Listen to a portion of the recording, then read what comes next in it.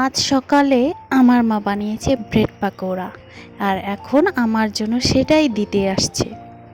বেশ হাসি হাসি মুখে আসছে মেয়েকে দিতে। এই ভিডিওটা একটু স্লোমো করেছি এই জন্যই যে তোমরা হয়তো সকলেই ভাবছো যে আমি সারাদিন শুধু খাই আর শুয়ে বসে থাকি আর মোবাইলে ব্লগ বানাই। হ্যাঁ, কথাটা একদমই ঠিক। তাই বলে যে আমি কিছুই করি না এরকমটাও না। এখন মা বাবার বাড়িতে আছি, এই জন্যই এখন একটু সুখে আছি। সব মেয়েরাই থাকে, কিন্তু আমিও শ্বশুর বাড়ি যখন যাই তখন আমাকেও প্রচুর কাজ করতে হয়, আর সেটা আমি এখানে আসলে তেমন করি না। Hello, good afternoon everyone. আজকে আমি আবার একটা নতুন আর সিম্পল ভিডিও নিয়ে তোমাদের সামনে চলে এসেছি। এই যে দেখতে পাচ্ছ, এটা হলো কাঁকরোল গাছ। এটা আমার মা উঠোনে লাগিয়েছে। তো বেশ কয়েকটা কাঁকরোল হয়েছে, কিন্তু অতি বৃষ্টির জন্য তেমন কাঁকরোল হয়নি। বাজারে চলতি কাঁকরোলগুলো থেকে এই কাঁকরোলের একটাই তফাৎ, যে এই কাঁকরোলগুলো খুবই নরম। বাজারে যেমন শক্ত আর একটু ছোট সাইজের হয় কাঁকরোল, কিন্তু এই কাঁকরোলগুলো এখন ক্যামেরাতে বেশ ছোটই লাগছে, কিন্তু বেশ বড় বড় হয় আর খুবই নরম হয়। যতই এটা হয়ে যাক অনেক দিন পুরানো, তবুও এটা খুব সুন্দর থাকে।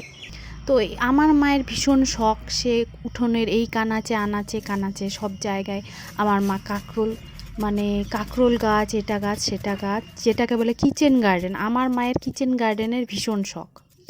তো এই জন্যই মা এখানে সেখানে গাড়ে, মাঝে মধ্যে হয়েও যায়। এই হলো কথা। তো এখন মা এই যে কাঁকরোলগুলোকে এভাবে হালকা করে এর উপরে যে শক্ত শক্ত কাটা কাটা অংশটা আছে সেটা এভাবে চেঁচে চেঁচে ফেলে দিচ্ছে। এরপর এটাকে কাটবে মা ভাজার জন্য। তো কাঁকরোলটাকে মা এভাবে ভালো করে ধুয়ে নিল জলে। এবার একটু জল ঝরিয়ে রেখে এটা ভাজবে। তো কড়াই বসিয়ে দিয়েছে গ্যাসের উপর।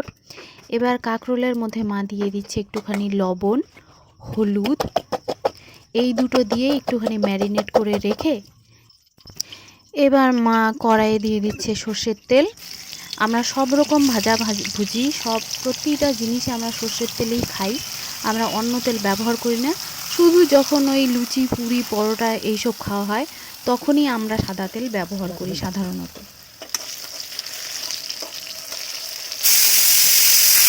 তো এই দেখো, বাজার থেকে তো সবাই বিভিন্ন রকম শাকসবজি কিনে আনে, কিন্তু আমরা যেটা বাড়িতে তৈরি করি আর কি, বাড়িতে যেই গাছটা লাগাই, শাক হোক সবজি হোক ফুল হোক ফল হোক, সেটা অন্যরকমই একটা ইমোশন কাজ করে, তাই না?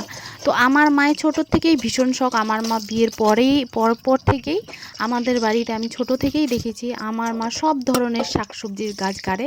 সেটা কখনো কখনো হয়, আবার কখনো কখনো হয় না বলতে এখন আর হয় না ইদানিংকালে, কারণ আমাদের বাড়িতে প্রচুর গাছ, আগের ভিডিওগুলোতেও তোমরা দেখেছো, আর গাছের নিচে গাছ হয় না। তাই জন্যই মাঝে মধ্যে হয়, মাঝে মধ্যে হয় না, যদি একটু রোদ পায় তাহলেই হয়। তো এইভাবে দেখলে আমার মার কাঁকরোল ভাজা তৈরি। এই দেখো দূরে কি করছে, এই যে এই আম গাছটা, এটা বিশাল বড় বড় আম হয়। তো আমার বাবা আর দাদা তখন পারলো এই বড় বড় বাঁশ দুটো দিয়ে। এই দেখো আম দুটো, মোবাইলে ভালো বোঝা যাচ্ছে কি, দেখো কত বিশাল বড় আম। দেখো এই বিশাল বড় আম দুটো, দেখো হাতে নিয়ে দেখাই একটা আম কতটা বড়। দেখো আমার হাতটা দেখো আর আমটা দেখো, কি বিশাল বড় বড় আম। এখনও পাকেনি, পেকে যাবে। এটাও সেম, আরও বড় হয় এই আমগুলো। এই যে, তো আজকের ভিডিওটা আমি এখানেই শেষ করলাম। এই দেখো আমাদের গাছে কত কাঁঠাল হয়েছে। এই পুকুর পাড়েই আজকের ভিডিওটা এই পর্যন্তই আমি শেষ করলাম। এরপর তোমাদের সাথে আবার দেখা হবে নেক্সট কোনো ব্লগে। ততক্ষণ তোমরা সবাই ভালো থেকো, সুস্থ থেকো। টাটা।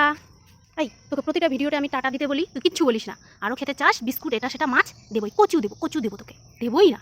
একটা ভিডিওতেও টাটা দেয় না, পচা বেড়াল।